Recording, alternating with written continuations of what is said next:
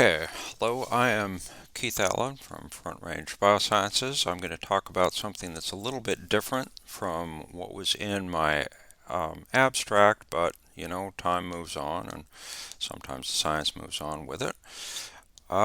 So what I'm going to talk about is gene families underlying oil content in cannabis, specifically the cannabinoid synthase family and the terpene synthase family. I'm going to talk about just a little bit of stuff with that. So the objectives of this talk, we've been doing a bunch of work in both of these areas. I'm going to share some recent results on the structure, the expression, and the evolution of the cannabinoid synthase family. I'm going to put this into the context of the larger berberine bridge enzyme family and take a quick peek at variation in the terpene synthase family. So I want to start with a paper that came out last year, Origin and Evolution of the Cannabinoid Oxidocyclase Gene Family. Excellent paper by Van Veltzen and Schranz. So the cannabinoid oxidocyclase gene family is the berberine bridge enzyme family. These are oxidocyclases. This is evolutionarily, it's a very old family that makes a variety of plant secondary metabolites that tend to be in the 20-25 carbon range or about the size of cannabinoids. So what they did in this paper that is so useful, I think, is they took advantage of the fact that we now have complete genomes for cannabis, humulus, trema, and parasponia, which together are the Cannabaceae clade, depending on how you define it. So if you're looking for the origins of the cannabinoid synthases, it's reasonable to ask, did the expansion of this family happen in cannabis itself, or did it happen earlier, perhaps in humulus, maybe in trema or parasponia?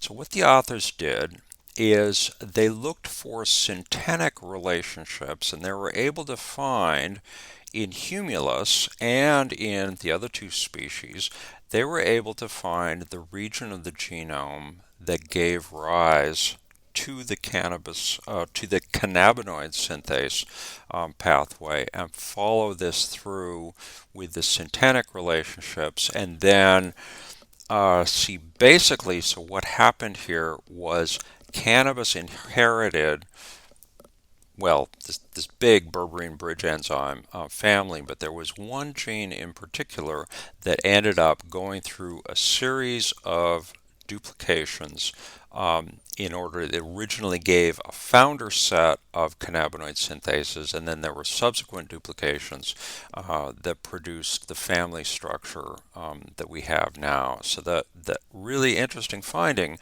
of this paper is that the cannabinoid synthases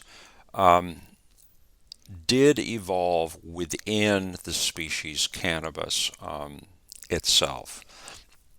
And that's kind of an interesting thing in and of itself. So looking at the berberine bridge enzyme family in cannabis, so this is doing, what I did here was gene discovery on CS10 genome, the reference genome, and what I'm doing here is the the genes that already have a name that are published in the literature, so THC, CBD synthase, the CBC synthases, they get a name.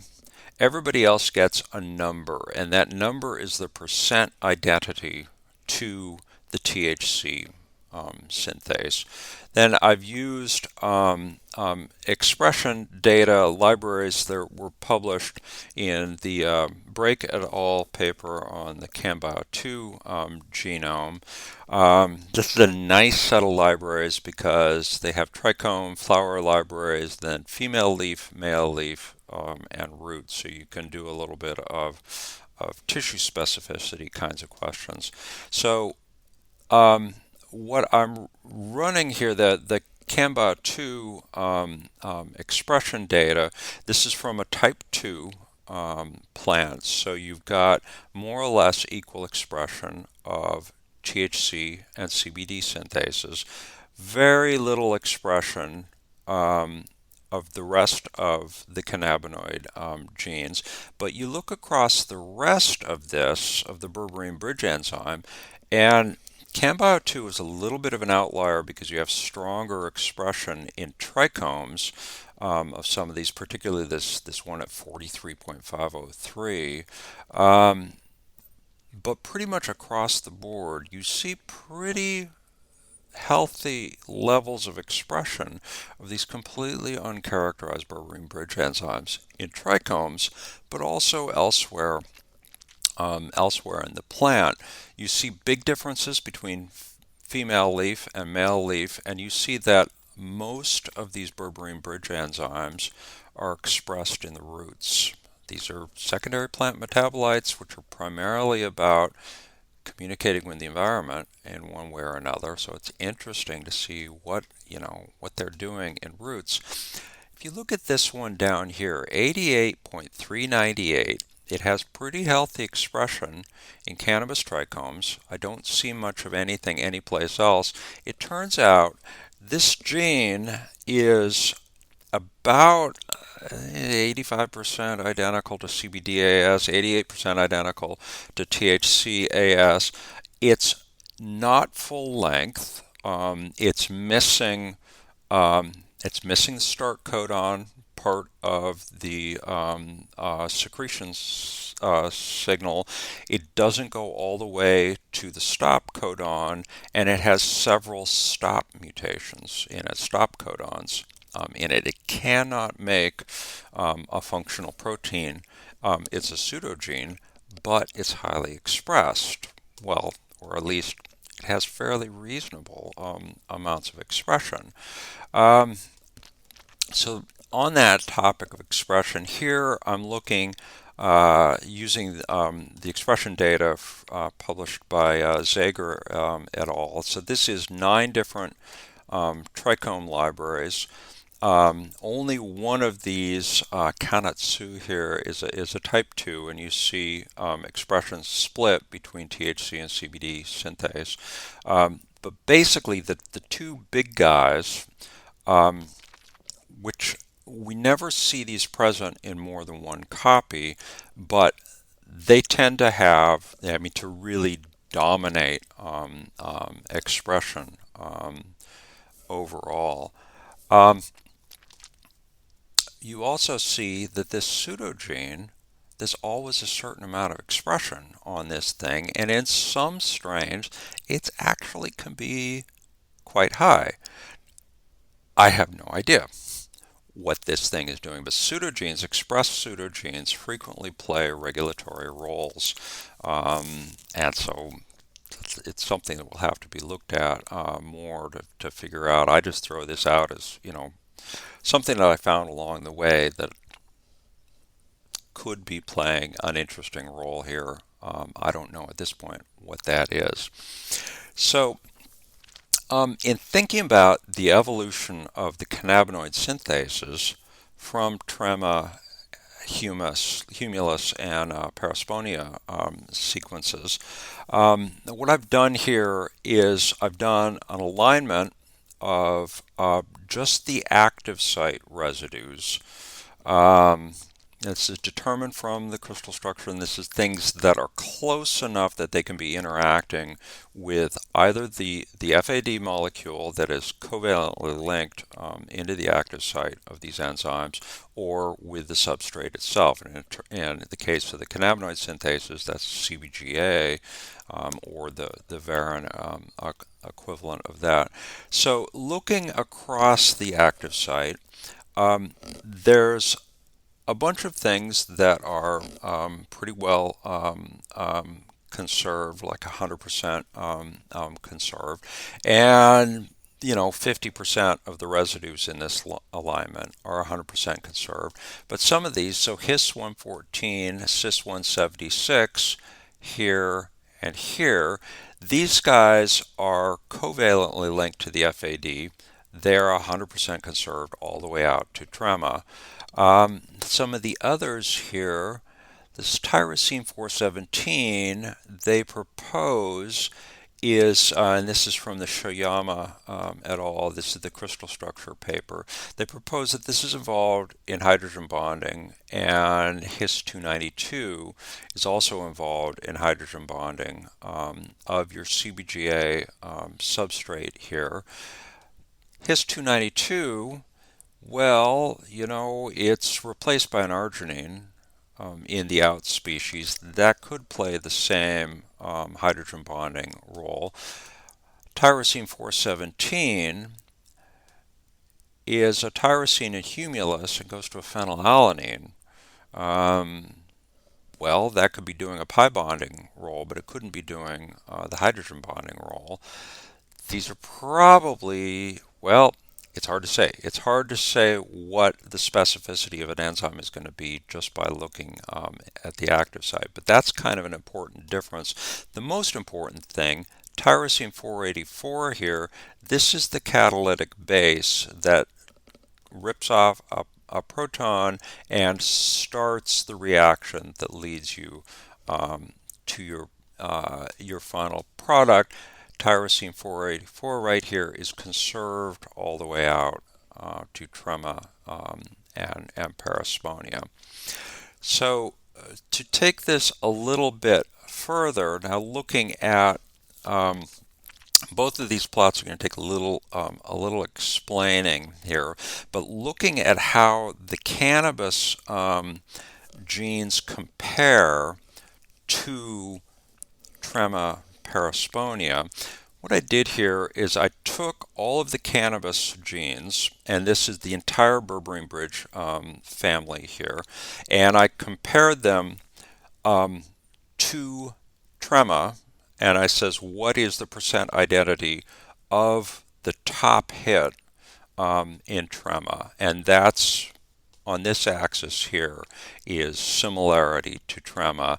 And then I also compared all of them to THC synthase, and this is again percent identity to THC synthase. So this guy out here at 100%, that is THC synthase. Down here, that's the CBD synthase. These are the Clade C genes. Let me back up a step because I've forgotten to tell you apart. In thinking about the this paper, the other thing that the Van Velsen paper did is they came up with a nomenclature for talking about the entire clade structure. So basically, THC and CBD constitute their own clades. The CBC synthase group constitutes its own clade. And then these guys at 88%, that gets called Clade C. I tend to call them the 88s, but Clade C is a better name for those. So this is Clade C. These are the CBC synthases, and they're all at around 58% identical to their top hit. Maybe a couple of these at 60. So what you see here is that basically the more you look like THC synthase, the less you look like anything from parasponia or trema or humulus. And some of these genes that are down in the 45% identity to THC, these are really very similar to their counterparts in the out species. So this kind of drives home a little bit more the part where the evolution of this family really happened in cannabis, in the cannabis species, and so that's why these guys are going completely off on their own and are getting further and further away from from the genes that they originally evolved from. So the next step in this is looking at the kinds of changes that have happened going, I'm not showing you the complete alignment, but basically taking this set of sequences and now aligning the full sequences. These things are in the range of 545 amino acids long. They're all pretty much the same length, so an alignment of all of these is a nice, well-behaved thing. So I went through this and I looked every time in the alignment there was a change, say A to S, A to phenylalanine, A to leucine, any of those changes. What I did was I kept track. I wrote some code to use a substitution matrix, the Blossom 62 substitution matrix, to assign a severity score. Basically, how big of a change was this? Blossom 62, if you run a blast search at NCBI, by default, Blossom 62 for a protein search, that's the substitution matrix that gets used. And basically what Blossom 62 does is it tells you, I mean, exactly what I'm looking for there, how serious of a change has taken place here. So if we just look at random, you just basically is take the whole matrix and say, what do all the changes look like? Generally, a score of 0 means you don't lose any points in your alignment. It doesn't hurt you, but most of the time you get a negative score. If you just at random change an amino acid, usually it's going to hurt you in terms of similarity to the original protein and conservation of the function of that protein. Sometimes some of these scores, you can get a positive score for a mismatch, leucine to isoleucine, for example. But usually it hurts you. Now, looking at the berberine bridge enzyme family, including the out species, and looking at all the changes that happen, there is a substantial shift toward more positive scores that happens here. And in fact, doing Kolmogorov-Smirnov test, it's the standard test to compare two distributions like this, I get a p-value on this of 2 to the minus 16th, which tells me that these are definitely different distributions. What this tells us is that the evolution of the family happening in cannabis took place under selective pressure. That's the only way you can get a departure from random, like what we're seeing here, is if there has been some kind of pressure on this to push it that way. I think that's pretty interesting. We've suspected this for a long time, but it's nice to have it actually demonstrated. And let me think. I think this is almost the last thing I'm going to tell you about the cannabinoid synthases. I went in and I looked at the promoter regions. I used the meme suite to go in, and then I used, there's a database of Arabidopsis transcription factor binding sites that has been experimentally determined. And so I used the Arabidopsis database and went in. It was a two-step process to map binding sites within the promoters, and you get a ton of binding sites, and I assume that a lot of those are false positives. And then the second step is to go in and ask for which binding sites occur more frequently than you would expect at random, and that's what I'm showing here. And so I'm showing you examples of the THC synthase, and it's from the start codon here at 0 to minus 1,000 bases upstream, and I'm showing it to you from 3 different genomes here. And basically, all of the THC synthases look very similar. All of the CBD synthases look very similar, but they look different from the THC synthase. Again, the same thing with the CBC synthases. There are some differences that you'll see, but it's a different picture than the other two, and again for the clade C. So this doesn't tell us a lot directly about exactly how are these guys regulated, but it does tell us that these guys are going to respond differently to the regulatory environment because they've got different sets of binding sites in their promoters. Now, speaking of that regulatory environment, I just went in and I pulled out a bunch of cannabis transcription factors. And this is by similarity to a set of Arabidopsis transcription factors. I've now used both the Zager Trichome libraries and another set of 5 libraries from Judith Booth et al. and a little bit more recent paper. So I'm looking across 14 different trichome mRNA data sets here, and then each of these genes, I'm just giving it what happened to my mouse? I'm just giving it the name of the top blast hit. I don't actually know that much about what these are. So if you look at the variation that's happening here, I mean, basically, it doesn't look like there's that much consistency going on, but you need to remember that RNA-seq is kind of a blunt instrument.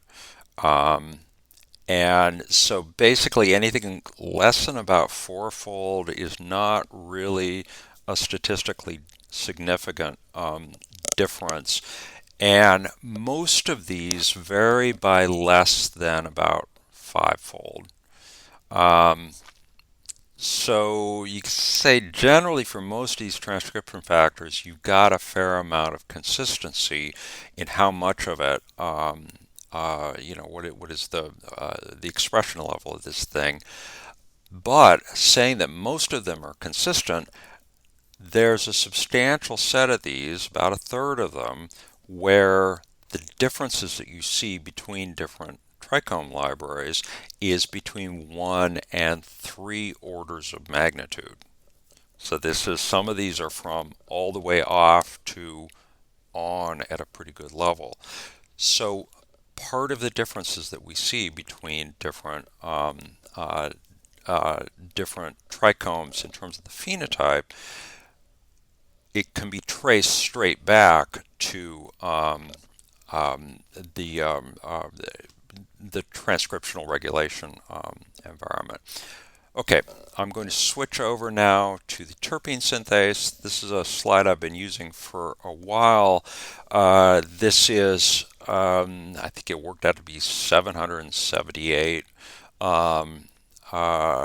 samples. This was when I was at Steep Hill Labs. We were testing labs, so this is mostly recreational cannabis samples coming in the front door for testing and having a terpene profile done on them. So the terpenes are ranked here by total amount: myrcene, caryophyllene, limonene, pinene, being the most abundant ones.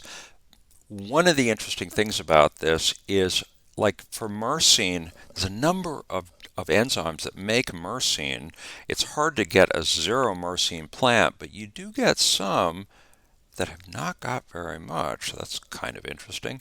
But you look down here at terpinolene. When terpinolene is on, it tends to be really on. When terpinolene is on, it tends to be the dominant terpene in that plant. But there's a lot of these where there's little bits, and there's a number of these where there's none. Well, it turns out there's 2 enzymes that we know about so far that make terpinolene. One of them makes it as a side product, and it's not a lot. And the other one, TPS37, makes terpinolene as its major product. And I'm going to, in the interest of time, I'm going to keep going here. So looking at terpene synthase expression, again, this is going across the same 14 trichome libraries. you see large changes in the amount of expression. But you look at some of these, like TPS20, it can go from very strong to zero. And, well, what's going on with that? So, and I think this is close to my last slide. What I did, we began to suspect that there was substantial presence-absence variation going on in this family. So what I did was I pulled together 6 different genome assemblies, and then I did a gene discovery run using Genome Threader and Exonerate, and then as my bait, I used the complete set of known THC or terpene synthase genes. So, and in terms of gene discovery, the more similar your bait gene is to what's in the genome, the higher the probability is that you're going to pull out what you're looking for. So this is really shooting fish in a barrel. If the gene is present in the genome, I'm going to find it. So looking first at the tree here, so this works out to be about 46 genes, but it's hard to say exactly how many terpene synthase genes there are in cannabis, because every line you pick up has a different number, and then you have all of these genes that they're not the same in each plant. So you got to ask, it's 5 SNPs, it's probably the same gene. 20 SNPs, is it the same gene or is it not? It's kind of hard to tell. So in terms of the structure of this family, you've got your Clade B here. This is your monoterpene synthases. Down here, Clade A, these are sesquiterpene synthases, and then Clade G, these can make a mixture of either. And then the little dots here, the dark dot means that I was able to find a chloroplast import signal on it, and the yellow dots means there was one. Well, the sesquiterpene synthases stay in the cytoplasm. The monoterpene synthases go into the plastid, which is where GPP is made, which is the precursor for the monoterpene synthases. Running out of time here, but basically what I found is that, so this is a heat map that is not expression. This is the number of genes that I found within a 95% identity. So light green means I found 1, white means I found 0, medium green means I found 2, and then dark green is 3 or more. So, and they're not necessarily identical. For some of these, like TPS9 over here in Jamaican Lion, there are 2 copies that are almost completely identical. Some of these, that's like 96% identical to each other. But there is a tremendous amount of presence-absence variation going on here. And TPS37 was not present in any of the genomes that I looked at. We've gone past this, and we've determined using PCR approaches that TPS37 has strong presence-absence behavior, and the reason some plants don't have terpinolene is because they lack the gene completely. Okay, I need to move on pretty quickly. I'm running out of time. So, conclusions. While the cannabinoids are not specific to cannabis, the gene family responsible for their production in cannabis seems to be a specific innovation of this species. The THC and CBD synthases don't appear to ever be present in more than one copy, but the other 2 clades, CBC synthase and Clade C groups, are quite variable in copy number. Each clade within the cannabinoid family has its own promoter structure. The evolution of the cannabinoid clade occurred under strong selection pressure.